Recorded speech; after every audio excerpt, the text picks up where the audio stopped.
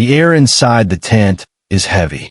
The battle outside has ended, but history is still being written. It is July 1187 CE, just after the Battle of Hattin. Crusader leaders sit as prisoners. Among them stands Raynald of Chatillon, tired but defiant. Before him sits Sultan Saladin, calm, controlled, and silent. Saladin is known across the world for mercy, even toward enemies. Yet this moment is different. Years of bloodshed echo in his memory. Broken truces, robbed pilgrims, and threats against Islam's holiest cities.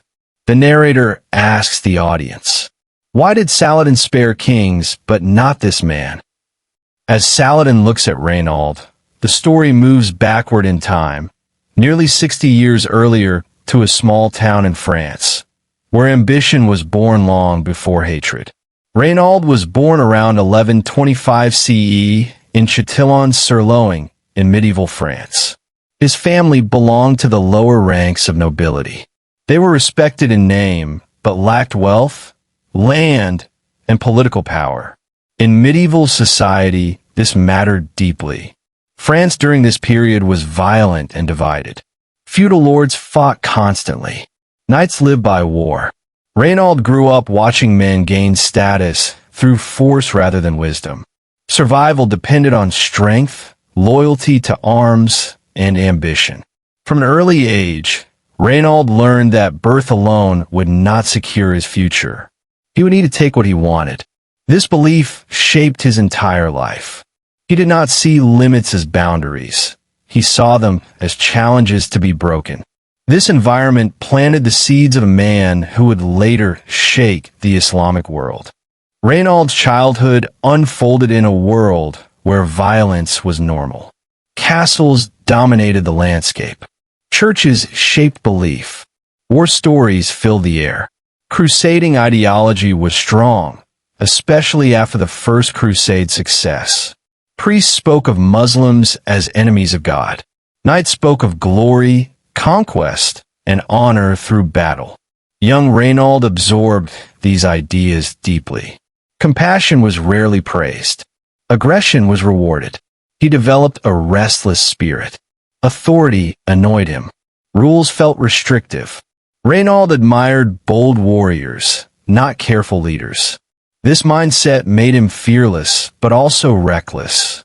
Unlike others who balanced faith with discipline, Raynald embraced extremes. Faith justified violence. Power excused cruelty. These early lessons would later define how he ruled, fought, and ultimately fell. Raynald's formal education was limited. Like many young nobles, he learned Christian prayers, basic reading, and church doctrine. There was no emphasis on philosophy, diplomacy, or ethics. Religion was taught as absolute truth, not debate. His true education came through military training. Raynald learned sword fighting, horseback combat, and battlefield tactics. He trained to fight without fear and to obey only strength. He proved physically capable and brave.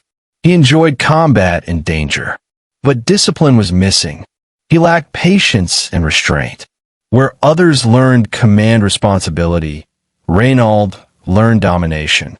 This imbalance shaped him into a dangerous figure, effective in war, disastrous in peace. With little opportunity in France, Raynald joined the flow of adventurers traveling east to the Crusader states. The Holy Land promised wealth, land, and rapid advancement. When Raynald arrived in the Levant, he entered a world of fragile coexistence and constant tension. Muslim states, Christian kingdoms, and local populations existed under unstable truces. Raynald saw opportunity, not complexity. He studied alliances and weaknesses. He learned quickly that bold men could rise fast, especially through marriage. This belief soon transformed his life. In 1153 CE, Raynald married Constance of Antioch, instantly becoming Prince of Antioch. This shocked Crusader elites. Raynald, a minor noble, had risen overnight, but his rule exposed his nature. Raynald ignored advisors. He ruled through intimidation. When the Patriarch of Antioch opposed him, Raynald imprisoned and tortured him, an act that horrified both clergy and nobles. Under Raynald, Antioch became unstable. Allies withdrew support. Subjects feared their ruler. Instead of strengthening the state, Raynald weakened it through arrogance. His reign demonstrated a clear truth. He sought power, not responsibility. As prince, Raynald launched raids into Muslim lands. These attacks targeted villages, caravans, and border regions. He ignored diplomatic consequences. Peace treaties meant nothing to him. To Raynald, truces were tools to exploit, not promises to honor. His actions endangered broader Crusader strategy. Muslim leaders began to recognize Raynald as a unique threat, not merely an enemy, but a destabilizer, someone who could ignite wars even during peace. This reputation soon led to his downfall. In 1160 CE, Raynald was captured by Muslim forces loyal to Nur ad-Din. He was imprisoned in Aleppo for 16 long years. Prison stripped him of power and identity. He was forgotten by allies. Time passed while others shaped history. Instead of learning humility, Raynald developed bitterness.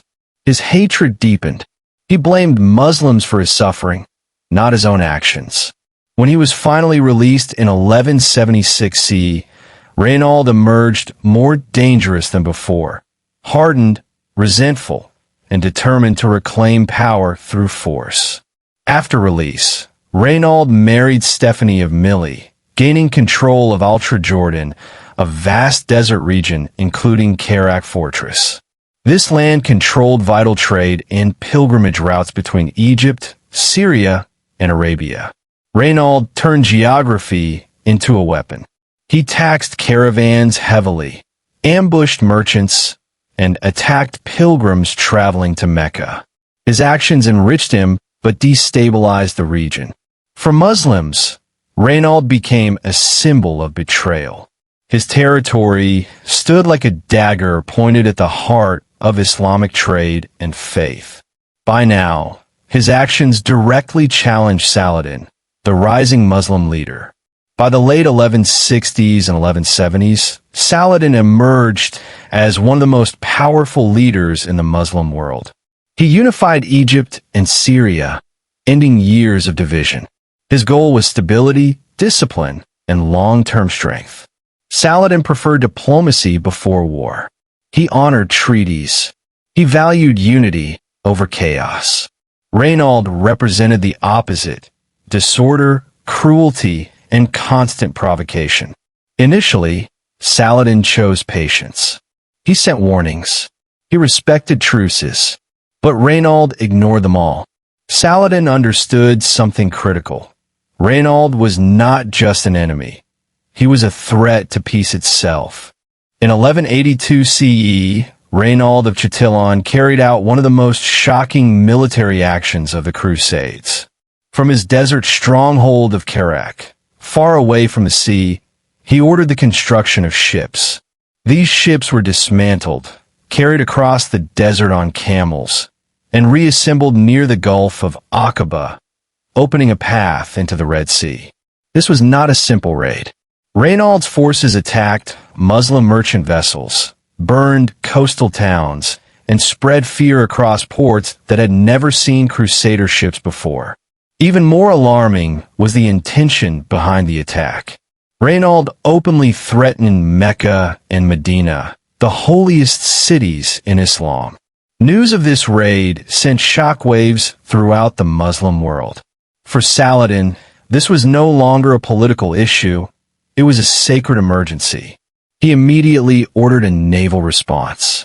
Muslim fleets hunted down Raynald's ships, destroying them one by one. The raid failed militarily, but its impact was enormous. Raynald had crossed a line that could never be erased.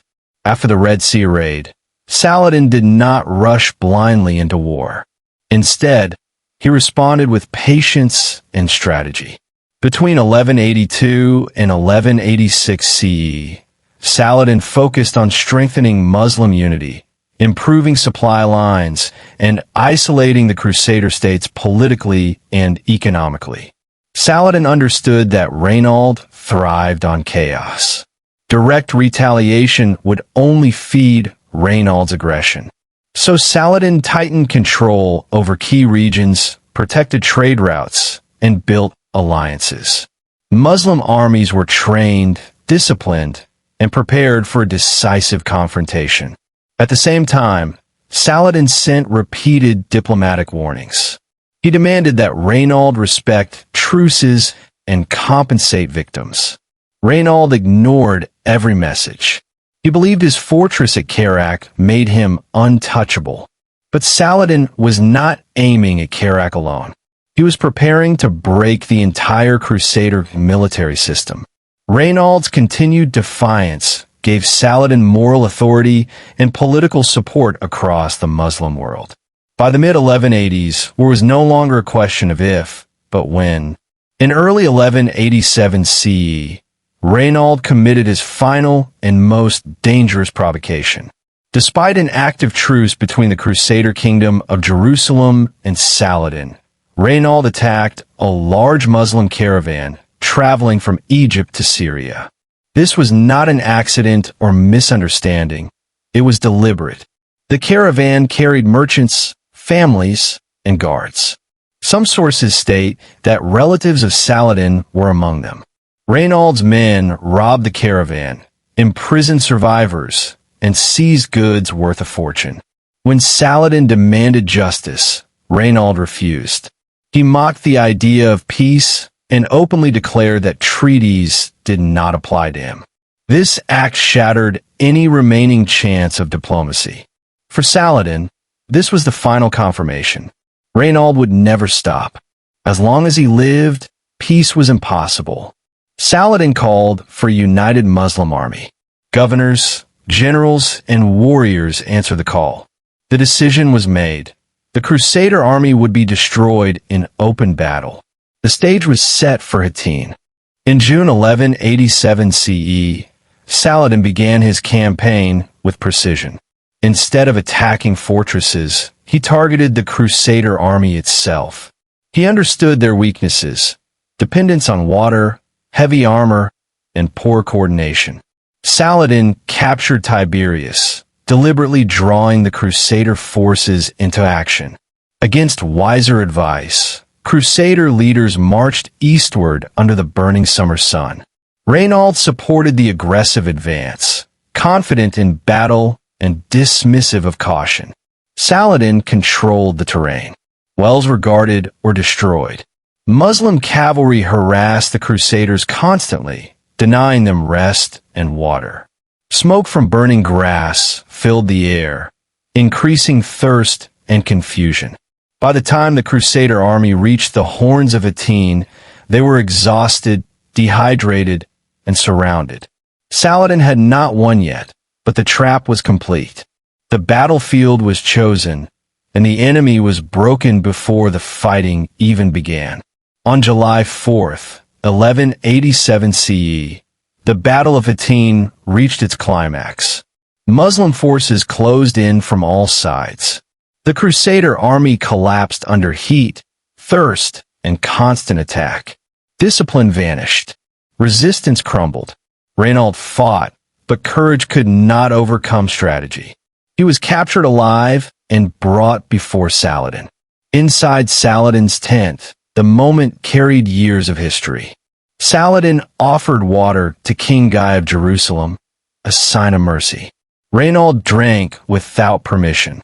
Saladin confronted him calmly, reminding him of broken oaths and murdered pilgrims.